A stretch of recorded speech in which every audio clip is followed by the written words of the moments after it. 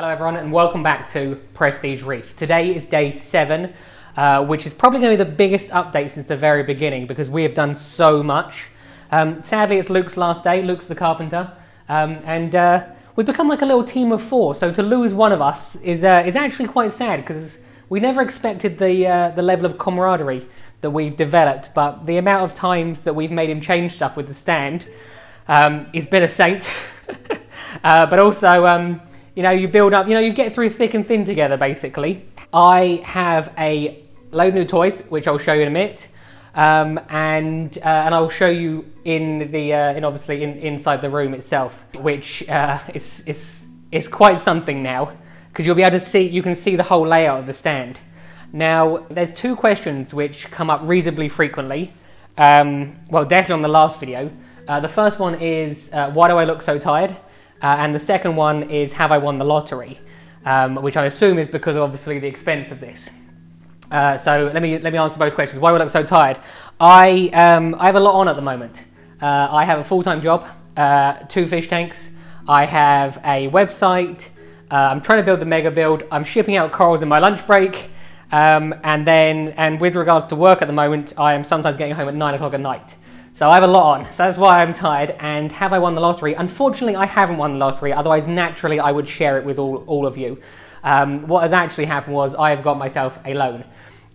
It is a £25,000 loan, which is roughly $30,000, which sounds like a lot, but what we need to, well, it is a lot from a hobbyist perspective, but from a business perspective, it's actually not that much. So for example, if I was wanting to be a plumber, I would need to buy tools, I would need to buy a van, I would need to buy materials, and yeah, so with regards to the expense, yes, it has been expensive, but I'm looking at this from a business perspective that hopefully I will be able to make something from.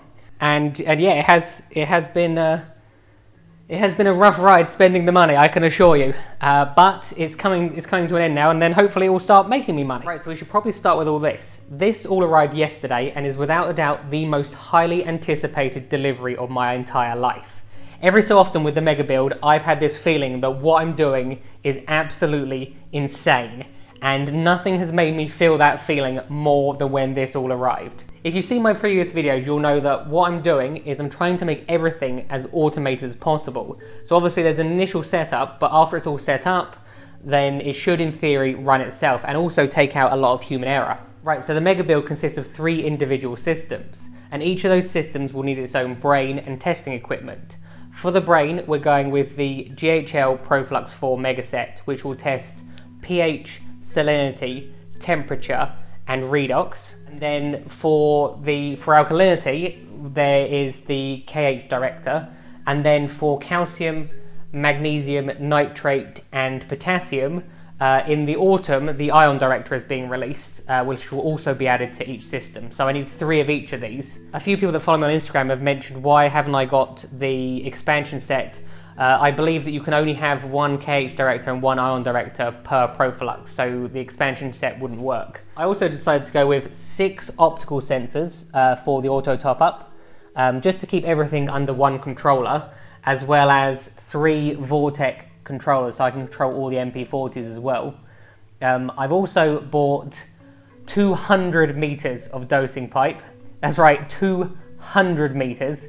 This will allow me to run all the dosing lines above the ceiling so that you don't see, obviously, so there's not like dosing lines all over the place. I haven't had a chance to have a look at the KH director yet. I've just set up the first Proflux with the power bar, and I've set up the first dosing pump.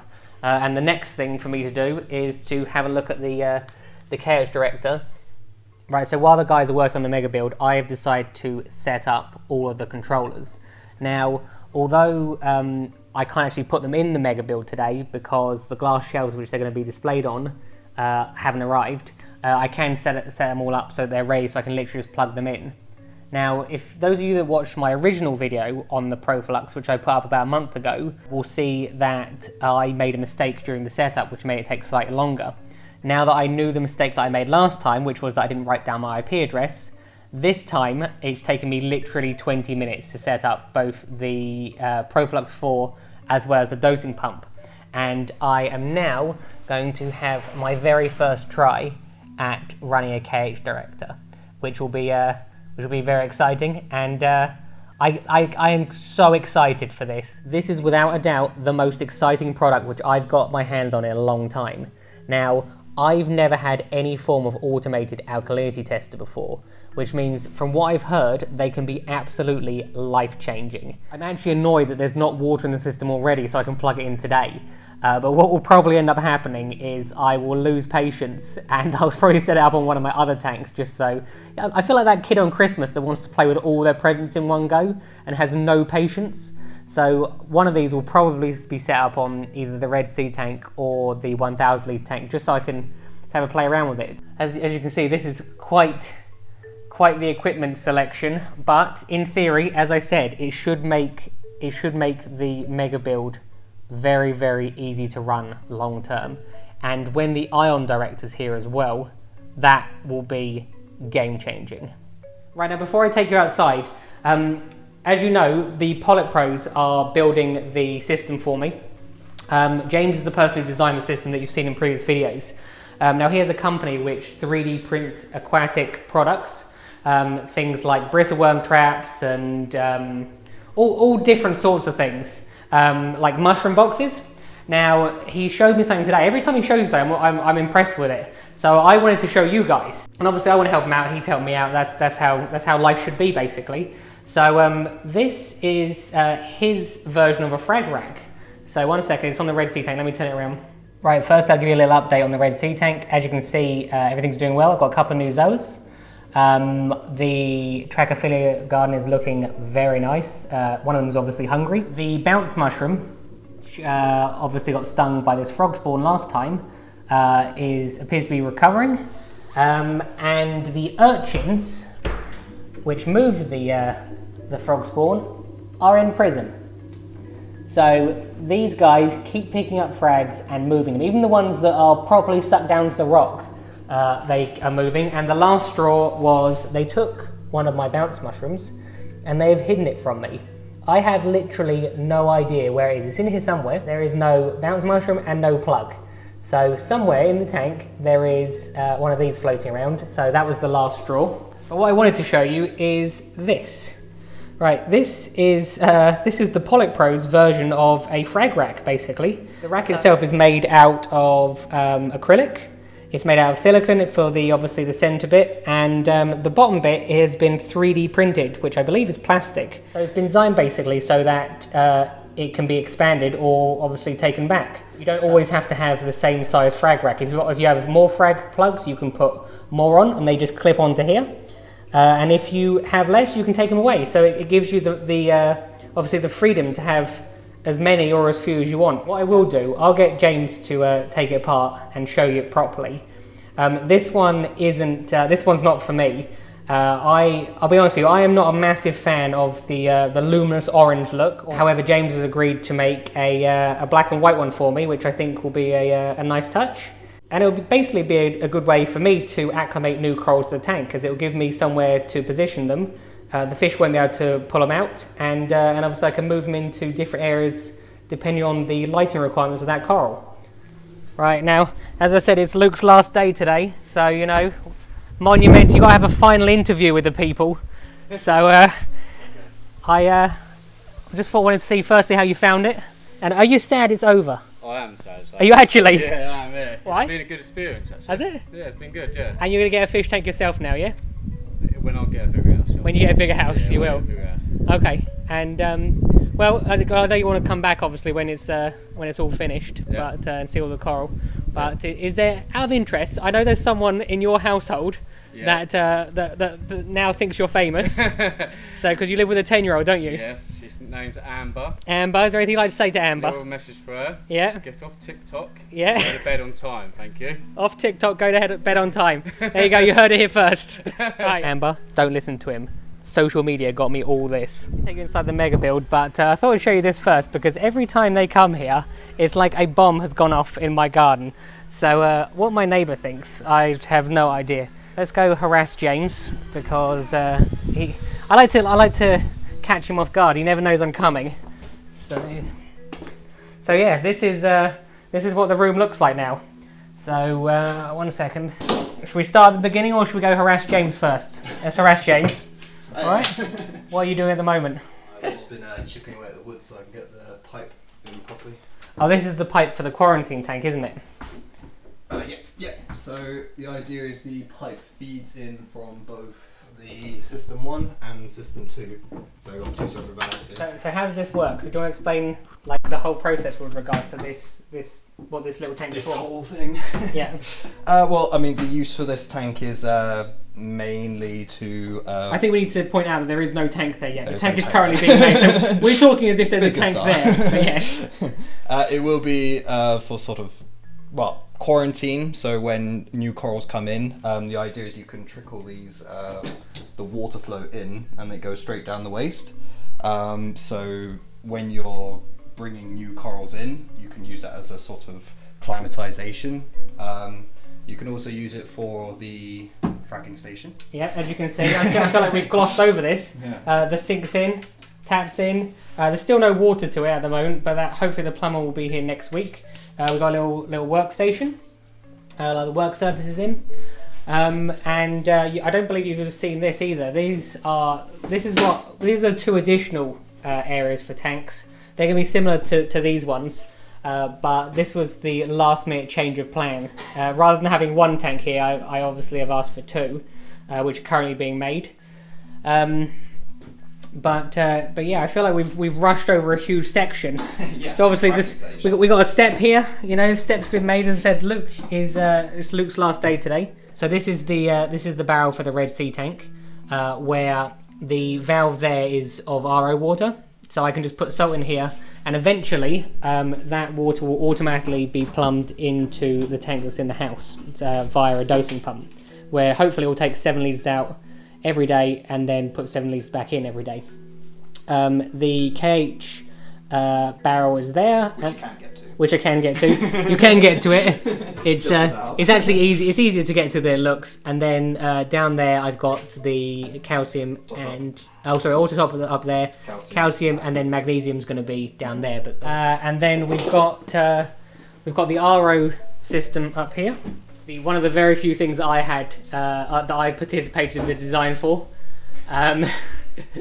Although James has changed my design, so technically it's not even my design anymore. So there's a self-regulating pump to get the correct pressure for the RO unit, because water pressure is incredibly important when using an RO unit, otherwise it doesn't work efficiently enough. This is 3-stage RO system, so it's obviously carbons here, then the 5 micron filter, and then this is where the main membrane is.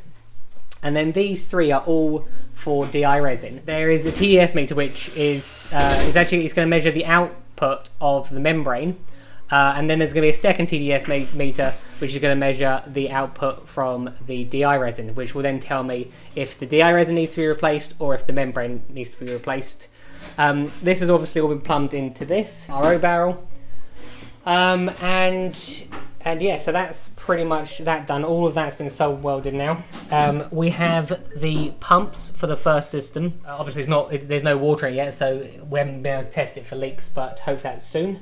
And then James bought a protein skimmer over just to put the so we can see how it's going to look. And then this is one of so James refuses to admit this, but you know, James built this whole system. He built this whole system, like in terms of the design. But the one thing which I've added is this.